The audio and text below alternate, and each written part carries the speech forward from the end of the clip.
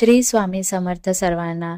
मराठी सखी या यूट्यूब चॅनलमध्ये तुम्हा सर्वांचं मनापासून स्वागत आहे. मंडळी, पितृपक्षाच्या 15 दिवसांमध्ये आपल्याला काही नियम पाळायचे आहेत. पितृपक्षामध्ये काही गोष्टी खरेदी करण्याला खूप महत्त्व आहे.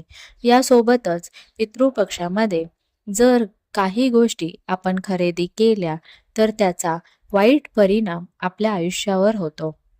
मग आपल्याला दुःख, अडचणी, संकट यांना सामोरे जावे लागते.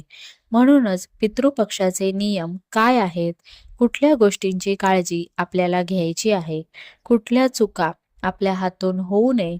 ही सगळी अतिशय महत्त्वाची माहिती मी तुम्हाला आजच्या व्हिडिओमध्ये सांगणार आहे. मंडळी, हिंदू धर्मात पवित्र श्रावण महिन्याला जसे महत्त्व आहे, तसेच 15 दिवसाच्या पितृपक्षाला देखील महत्त्व आहे. या दिवसांमध्ये पितरांची आठवण करून त्यांचे श्राद्ध, तर्पण अर्पण केल्याने पितृदोषापासून मुक्ती मिळते अशी मान्यता आहे. यंदा पितृपक्ष 17 सप्टेंबर पासून म्हणजेच भाद्रपद पौर्णिमेपासून सुरू होत आहे.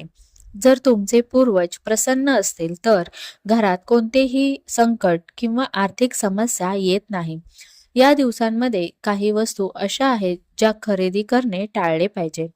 चला तर मंडळी, पितृपक्षात चुकूनही कोणत्या गोष्टी खरेदी करू नये याबद्दल आपण जाणून घेऊया. मंडळी, वाहन, प्रॉपर्टी, घर यासारख्या गोष्टी पितृपक्षात खरेदी करणे टाळावे. या दिवसात अशा गोष्टी खरेदी करणे शुभ मानले जात नाही. तसेच पितृपक्षात सोने, चांदी, लोखंड यासारख्या वस्तू खरेदी करणे टाळावे. त्यामुळे आपले पितृ नाराज होऊ शकतात. मंडळी, जर तुम्ही घर बांधत असाल तर पितृपक्षाच्या दिवसात चुकूनही घराचे छत टाकू नका. असे करणे अशुभ मानले जाते. मंडळी, पितृपक्षाच्या दिवसात खरेदी व्यतिरिक्त कोणतेही शुभ कार्य करणे टाळावे. जसे घराच्या बांधकामाला सुरुवात, मुंडन, साक्षगंध यामुळे तुमचे पूर्वज नाराज होऊ शकतात आणि तुमच्या वंशावर नकारात्मक परिणाम होऊ शकतात.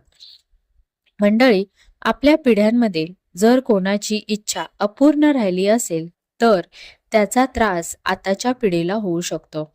हा पितृदोष दूर करण्यासाठी अनेक उपाय केले जातात. त्यापैकी एक म्हणजे पितरांची शांती करणे होय. पितरांसाठी हे उपाय 15 दिवस केले जातात अशी मान्यता आहे. त्यामुळेच या दिवसांमध्ये पितरांची शांती करण्याकडे लोकांचा कल जास्त असतो. ही माहिती आवडली असल्यास व्हिडिओला लाईक आणि शेअर करा आणि आपल्या चॅनलला सबस्क्राईब करा. धन्यवाद.